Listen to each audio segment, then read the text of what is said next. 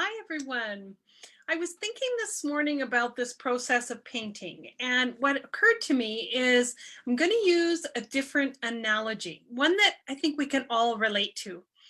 We've all learned to write, right? We've gone through school, we've learned how to build a sentence, we've learned how to build a paragraph, we've learned how to articulate ourselves, how to express what we have in our mind using words. Now, we've relied on a dictionary and we've learned where to put the comma, where to put the exclamation point, where to draw our attention. And if you expand into the bigger form than a single sentence and you look at a whole story, you learn about character development, about creating a scene for your characters to live in. It's kind of the extraneous details that make the actual topic of the story understandable because you know the context. Creating a painting is very much the same.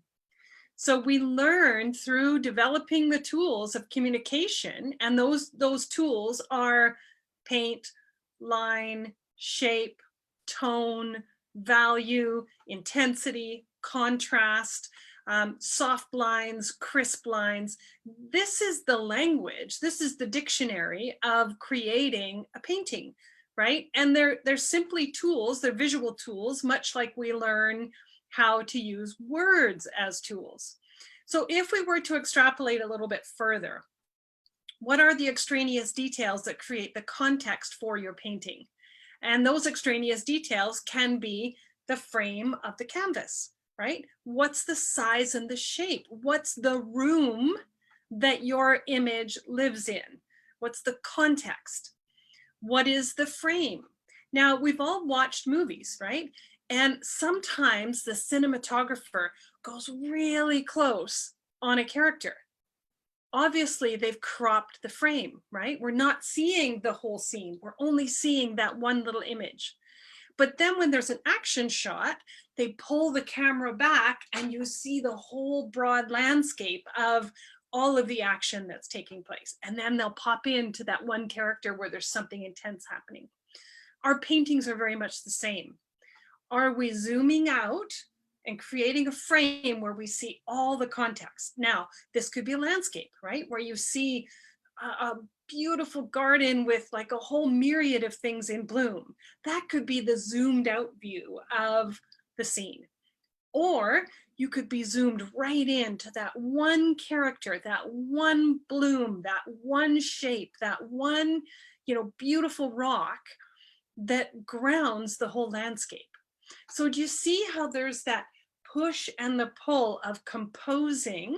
Much like we compose a story, we are composing the image. What do we want to draw attention to? What's the feeling that we want to create?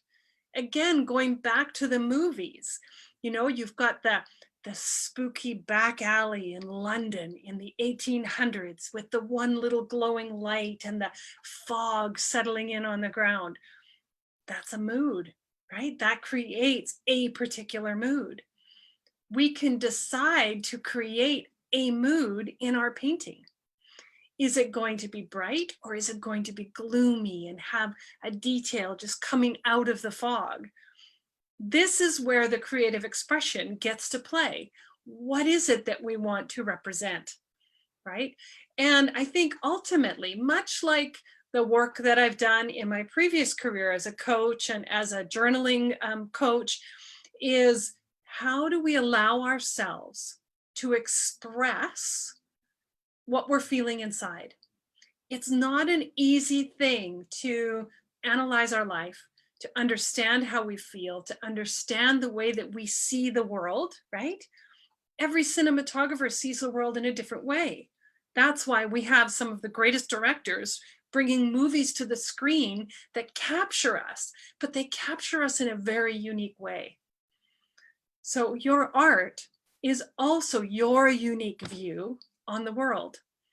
But what we often lack is the language of how to express ourselves, whether that be in words or it be in art. We're lacking the tools, the knowledge, the repertoire, the toolbox to draw from in order to create the mood, the scene, the character development, the image that we are really moved by. And I think this is where curiosity serves us so well, because when we get curious, we understand something's off, right? This doesn't feel right.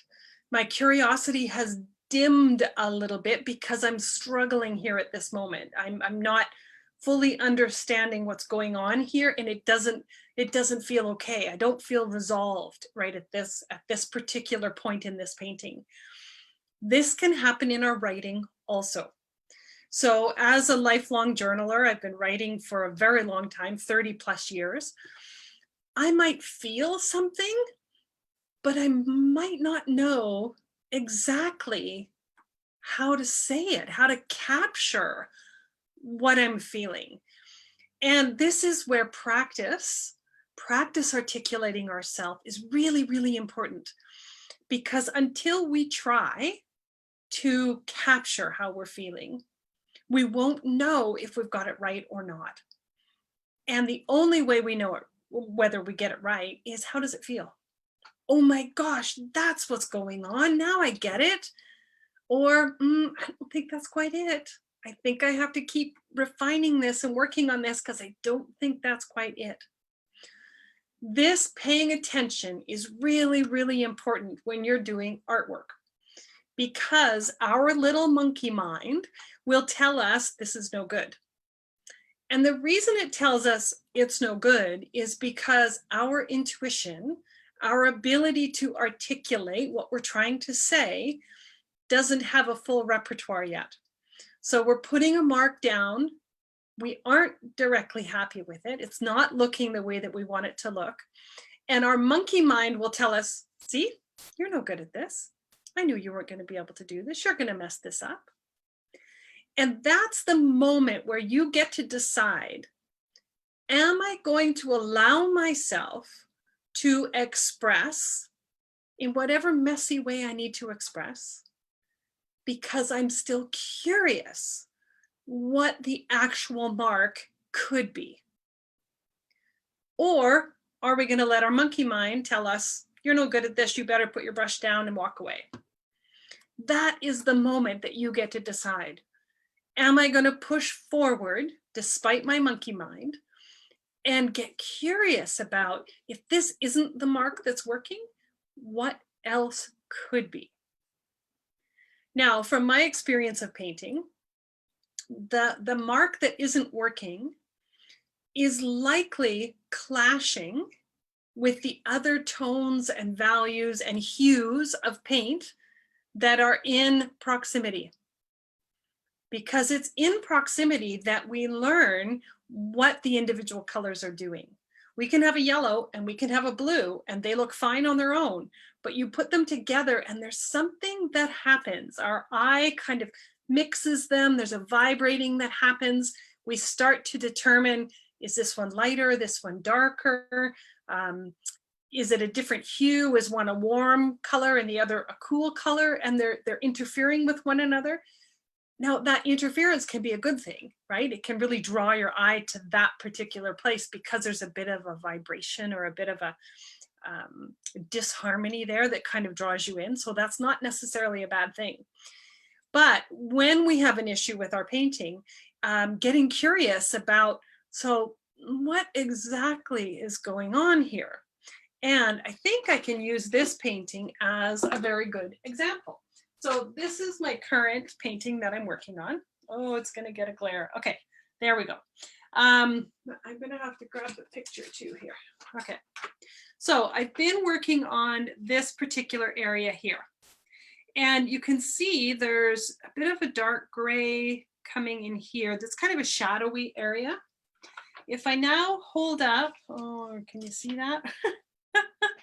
Oh, this isn't going to work. It's got a bit of a glare on it. Oh, rats. Anyway, when I look at the picture, this area, this grayish area, doesn't come that far down. So I actually have to push the light colors back up into this area in order to get the feeling of that petal as I see it in the image. Now, here's the artistic license. I could decide not to push that light color up if I feel like this is working better than the original image. Because the original image lies also.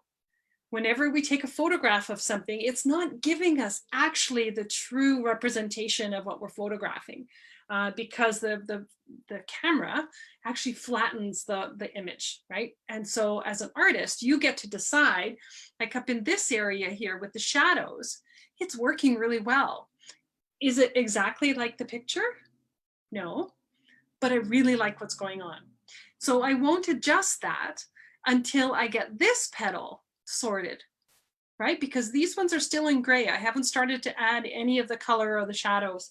And so I will make that decision about this particular area once I have the next area of proximity sorted out or started on, right? Then once the two are together, I can look and go, oh, that one's too dark, that one's too light, that one needs a different color, that one, right? So we make decisions in proximity. If we stand on the fence and try to decide without even making a mark, we're not going to be able to make a full decision, because it's the colors in proximity to each other that informs us what needs to change, right? And this is where allowing ourselves to express what it is we desire to create is really, really important. If we don't allow ourselves, we're never going to be able to make that decision. So I think this is a good analogy for the process of creating art or writing or speaking or anything that you're about. Learning the skill of getting curious, not listening to that monkey mind, carrying on and looking in proximity. How do those two things work together? What needs to shift or adjust for that to really speak solidly about what I'm trying to create? Because ultimately I'm creating an illusion. This is a two-dimensional surface with a two-dimensional image, and I'm trying to create a three-dimensional flower. That's a complicated, ruffly parrot tulip. I want the viewer to feel like that flower is right in front of them. In order to do that, I have to move from a two-dimensional flat image to the appearance of a three-dimensional image. And how do I do that? Well, I have to have a full toolbox and a full understanding of what it means to create a mark, much like we have a full repertoire of tools in creating grammar, sentence structure, developing a paragraph, developing a whole story. So there's a few tools, right, that you need to be able to articulate yourself well when you're doing paintings or pastels or, you know, acrylics or oil paintings, whatever it is that you want to express. So in a nutshell, writing is a really good analogy when you're approaching a painting. There are pieces that you put together that create a sentence, and those sentences create a paragraph, and that paragraph creates a story, and that story creates a frame and a mood and an intention of what you're trying to convey. The same is true for your paintings. And I guess the point that I'm really trying to make is that I would love to teach you. I would love to teach you the repertoire of things to pay attention to so that you have the tools to create the painting that will speak to the way that you want to express yourself, allowing yourself to express and get curious about what your expression could look like. As every great screenwriter, author, nonfiction, fiction, everyone has a different take on how to express a story. And if you think that you're going to come up with something completely brand new, forget about it, because most things have already been talked about. They've already been discussed. They've already been painted. The difference is your particular view on it will be different than anyone else, right? That's the exciting part. The subject matter isn't new. I mean, peony flowers, people have been painting peony flowers for centuries. That's nothing new. But the way I paint them, with the palette that I've chosen, with the mark making that I do, with the framing that I've done, creates a very unique piece. And that is valuable. It's my expression. And my expression in the world is valuable just as yours is.